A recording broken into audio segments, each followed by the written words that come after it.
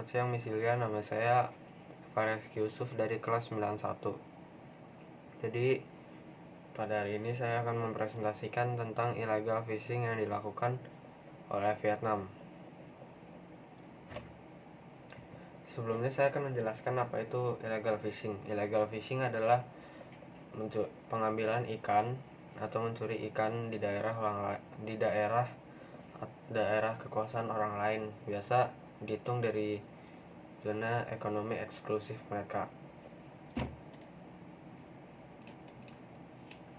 Dan illegal fishing yang dilakukan oleh 3 kapal Vietnam ini dilakukan di Natuna, di sekitar perairan Natuna yang masih berada di ZEE Indonesia.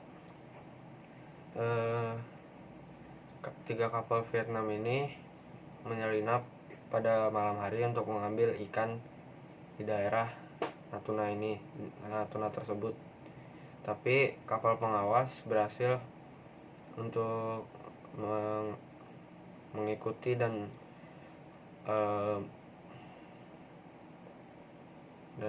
mau mengamankan mereka, tapi mereka menolak untuk diamankan dan mereka memilih untuk melawan balik. Dan alhasil 1 kapal pengawas dari Indonesia rusak parah dan harus dibetulkan. Perlawanan ini menyebabkan waktu yang cukup lama untuk mereka berhasil ditangkap, dan akhirnya mereka diamankan pada Senin 30 Desember 2019 atau sehari kemudian. Dan kenapa mereka melakukan hal tersebut? Karena mereka ingin menjual ikan-ikan dari Indonesia di Vietnam karena lebih mahal. Mereka ingin mendapatkan duit. Kaitannya dengan Undang-Undang Dasar pasal 27, dan kaitannya adalah mereka dari kapal-kapal Vietnam seharusnya tidak harus mencuri ikan dari Indonesia, dan kapal-kapal pengawas itu kapal pengawas dari Indonesia melakukan gerakan yang tepat untuk mengamankan mereka. Meskipun ada sedikit perlawanan, mereka tetap rela mengorbankan diri untuk mempertahankan daerah kekuasaan mereka atau bela negara. Kasus yang ada di lingkungan saya mengambil kasus pencurian, karena sama dengan pencurian ikan, pencurian juga banyak terjadi di sekitar lingkungan kita.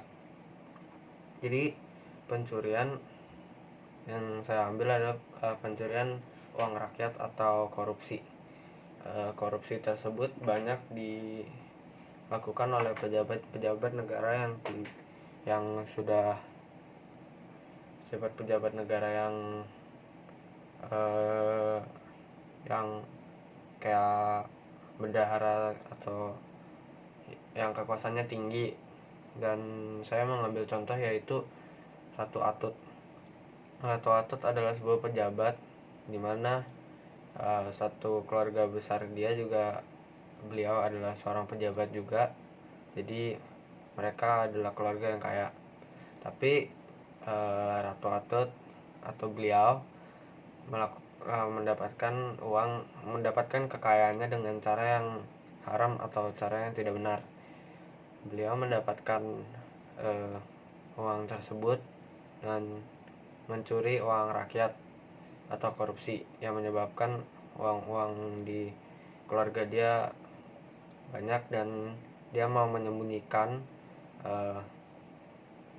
evidence itu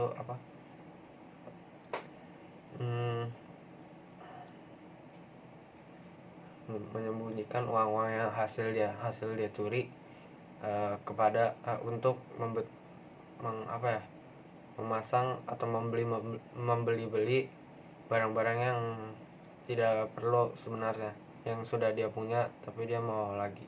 Dia menyembunyikannya dengan cara contohnya membeli rumah atau membeli mobil supaya uang itu tidak ketahuan. Lalu saran dan BCWT. Pertama, saran saya untuk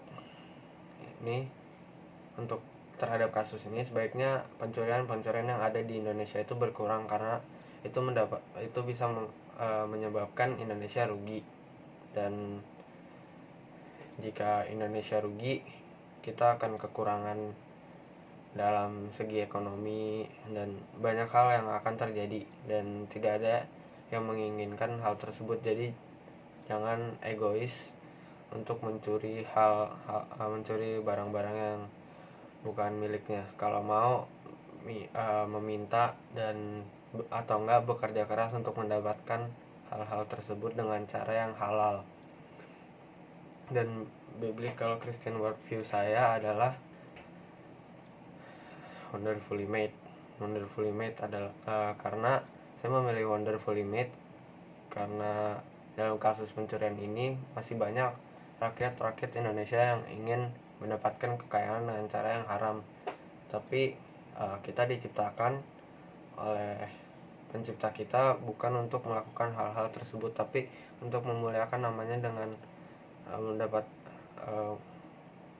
bukan untuk melakukan hal-hal yang negatif, tapi yang positif. Jadi jangan melakukan hal-hal yang negatif, khususnya yang merugikan orang lain. Jadi itu, sekian presentasi dari saya. Tuhan Yesus memberkati.